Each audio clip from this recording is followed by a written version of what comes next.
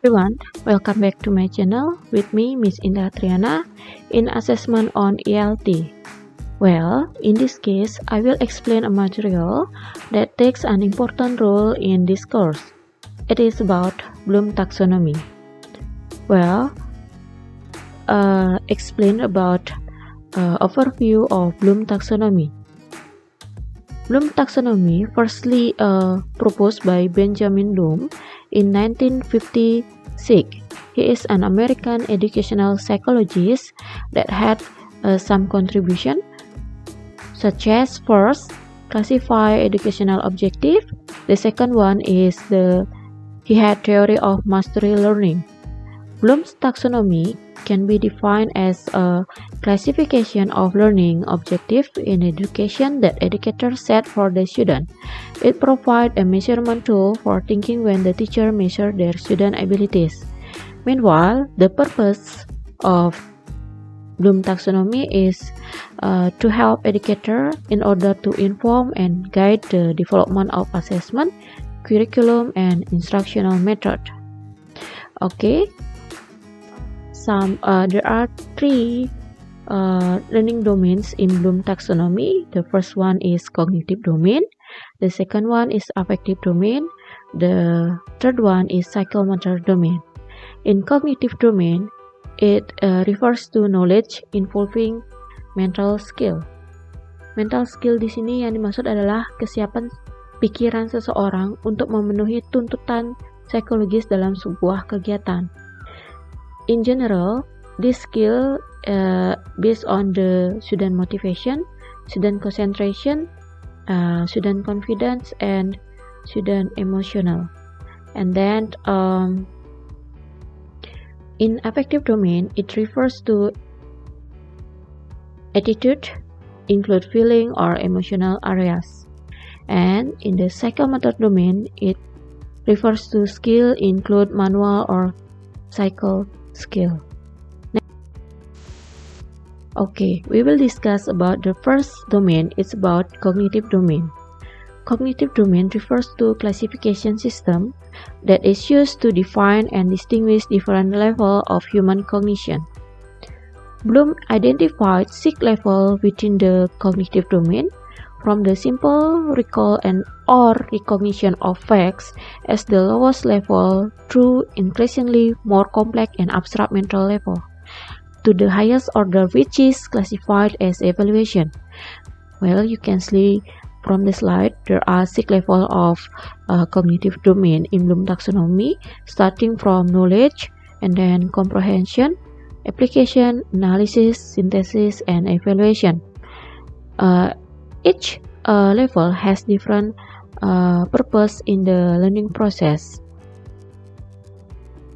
Baik, dalam ranah kognitif atau cognitive domain terdapat tingkatan kemampuan berpikir yang dibagi menjadi 2, yaitu higher order thinking skill or HOT and lower order thinking skill atau LOTG.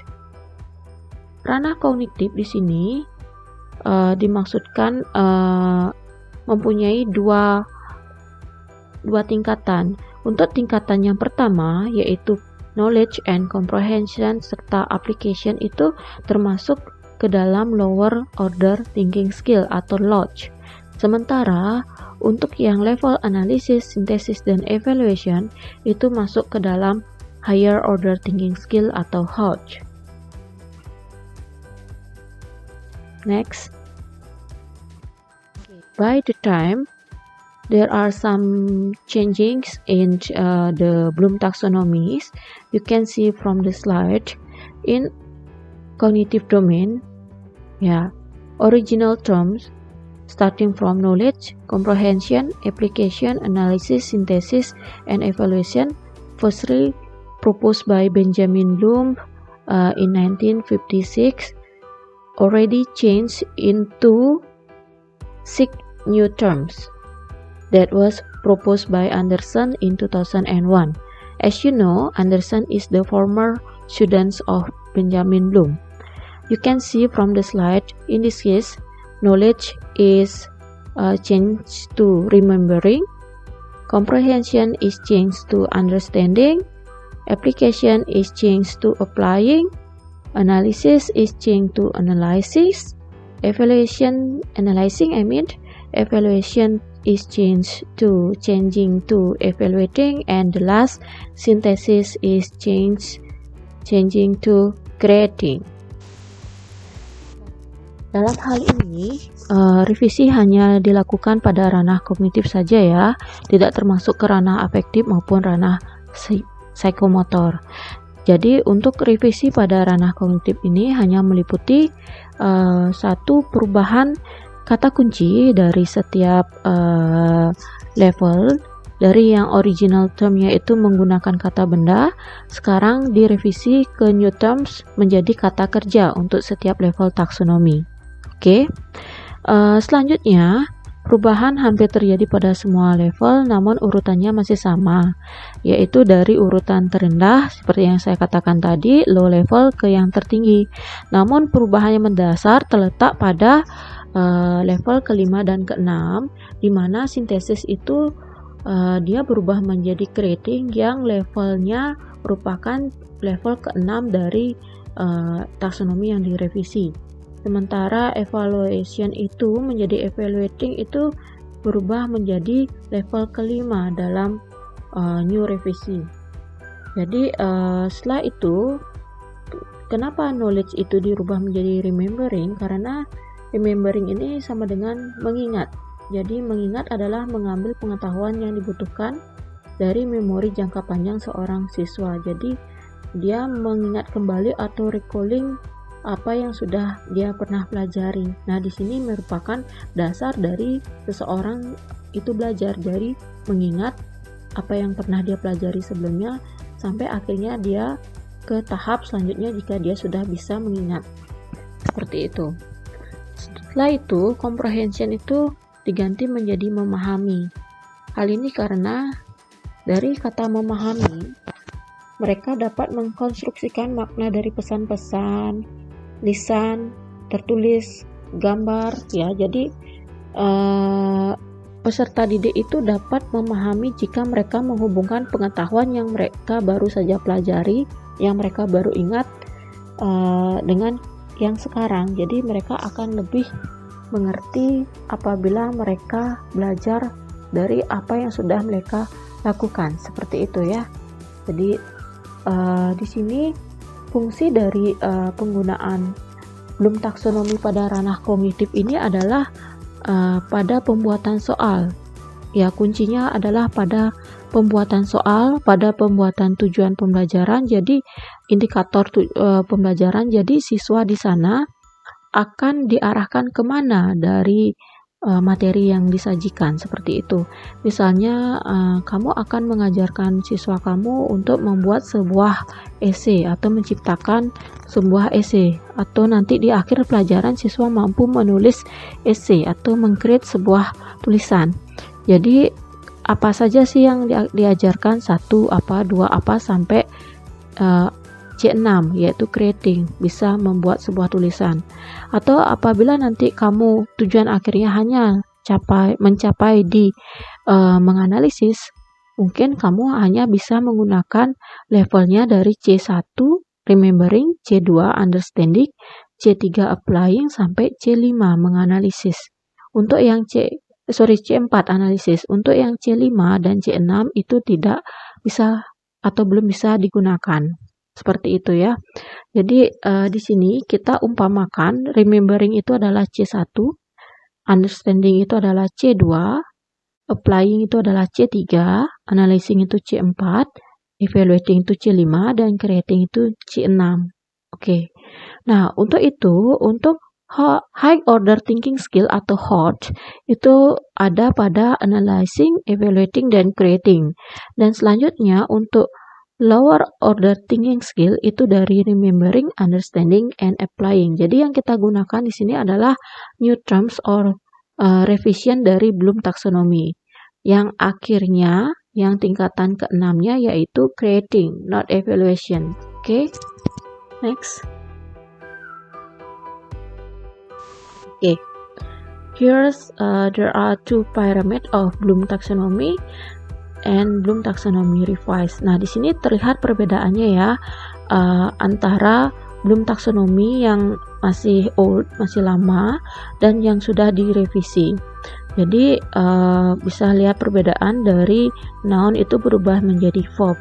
Nah, seperti yang saya katakan tadi, untuk tujuan dari belajar Bloom taksonomi ini, jadi seorang guru itu mampu menciptakan tujuan pembelajaran siswa kemana. Jadi tujuan itu pasti akan ada soal untuk mendukung tercapainya tujuan pembelajaran. Nah, dalam rangka pembuatan soal itu juga perlu memperhatikan penggunaan dari ranah kognitif ini. Apabila siswamu hanya kamu inginkan untuk mencapai understanding, jadi salah satunya selain untuk mencapai understanding, dia harus bisa misalnya mendescribing atau summarizing dan sebagainya. For example, please describe the picture that you have see before. Jadi dari melihat gambar sebelumnya, siswa itu dapat mendeskripsikan apa yang dia lihat dalam gambar, seperti itu. Jadi dia sudah termasuk C1, sudah mengerti dia C1 remembering, kalau dia sudah berhasil. Setelah itu misalnya C2, ada list di sini, ada summarize. For example, jadi please summarize the reading passage that you have read before. Jadi dengan dia merangkum materi atau merangkum bacaan yang sudah dia baca, siswa itu akan mengerti alurnya dari A misalnya sampai Z. Jadi understanding ini bisa nggak menggunakan list kata kerja yang ada di C1? Bisa. Baru ke list kata kerja yang ada di understanding atau C2 bisa. Apakah dia boleh menggunakan apply di C3 atau analyzing di C4? Tidak boleh, belum boleh. Nanti kalau dia sudah ada di C3, dia bisa menggunakan list yang ada di remembering C1, understanding C2. Seperti itu selanjutnya. Ya. Nah, nanti akan saya berikan list-list kata kerja yang bisa digunakan dalam setiap level kognitif. Jadi tidak sembarang ya, ada beberapa kata kerja yang cocok untuk mendukung kata remember, understanding, dan sebagainya sampai creating. Jadi tujuan akhir pembelajaran itu adalah creating ya. Jadi siswa itu diharapkan menghasilkan sebuah produk setelah pembelajaran itu selesai. Itu tujuan pembelajaran yang sesungguhnya pada saat ini. Oke. Next.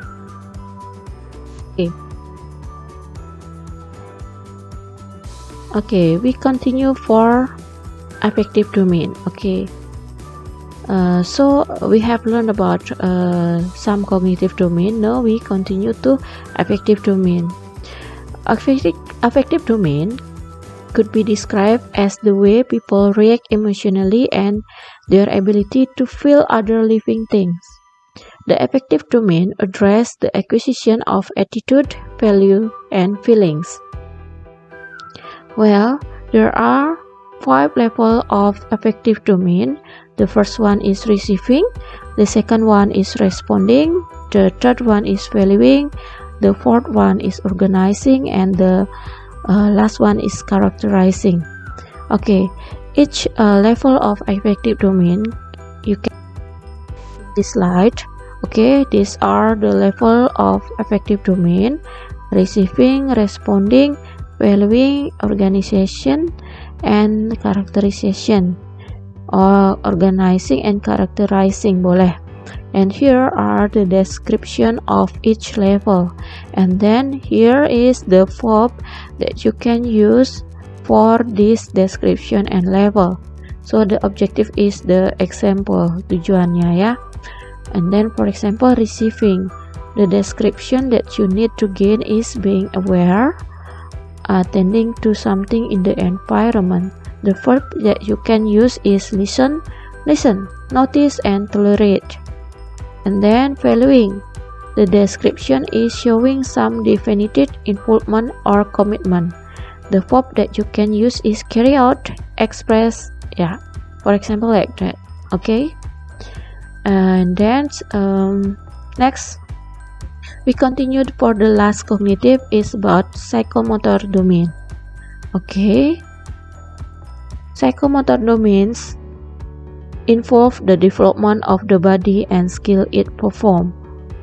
Psychomotor objective usually focus on change and the development in behavior or skill. Here, some example of psychomotor domain. The first is perceiving, the second one is patterning, the third was accommodating, the fourth one is refining, varying, and the fifth one is improvising, then the last composing. Okay, actually psychomotor domain ini refers to skill it perform. Ya, di sini sudah ada contoh orang yang sedang bermain tenis. Jadi dia melakukan sebuah kegiatan, ya, performing sebuah play tennis ball. Jadi di sini dia mempunyai skill bermain tenis seperti itu. Jadi dia play the skill it perform seperti itu ya. Okay. Here you can see the level of psychomotor domains from perceiving until composing, and these are the description of each level. You can see by yourself, you can read by yourself, and this one is the verb that is used in each level of psychomotor domain. You can see it and you can choose it by yourselves based on the learning objective for your students. And these are the objective. You can see this is the example. Okay, actually psychomotor domains is used when the student have a skill, yeah, have a skill, and you have to value their skill. Yeah, the student skill could be vary. Yeah, in each skill you have to use this level, so you can assess it by this description. Okay, I think that's all for today. Yeah, I think that's all for today. I hope you all understand with what I have explained to you. After this I will send you the example of list action verb, list of kata kerja yang bisa digunakan untuk menentukan masing-masing skill dari level kognitif ya. Jadi C1 itu apa saja sih, contoh-contohnya, C2 apa saja, C3 apa saja, C4 sampai C5. Jadi kalian bisa memilih dan membuat pertanyaan sesuai dengan level kognitif yang ada. Jadi tidak sembarang ya jika membuat pertanyaan, jika membuat indikator atau tujuan pembelajaran itu harus kalian lihat apa yang ingin kalian capai sampai di C berapa tujuan pembelajaran itu. Misalnya kalau kalian hanya mengajarkan grammar itu apakah bisa sampai di C6, apa cukup sampai di C5 saja. Nah seperti itu. Jadi harus melihat tujuan pembelajaran, materi pembelajarannya juga dilihat, dan juga lihat kondisi siswanya. Nah untuk itu nanti saya akan kirimkan list-list kata kerja dari C1 sampai C6 yang bisa kalian gunakan. Jadi kalian tinggal bisa mencocokkan yang mana kira-kira masuk ke dalam materi atau soal yang akan kalian buat, seperti itu. Okay, I think that's all for today. Thank you for joining with me, and stay safe and healthy. Goodbye.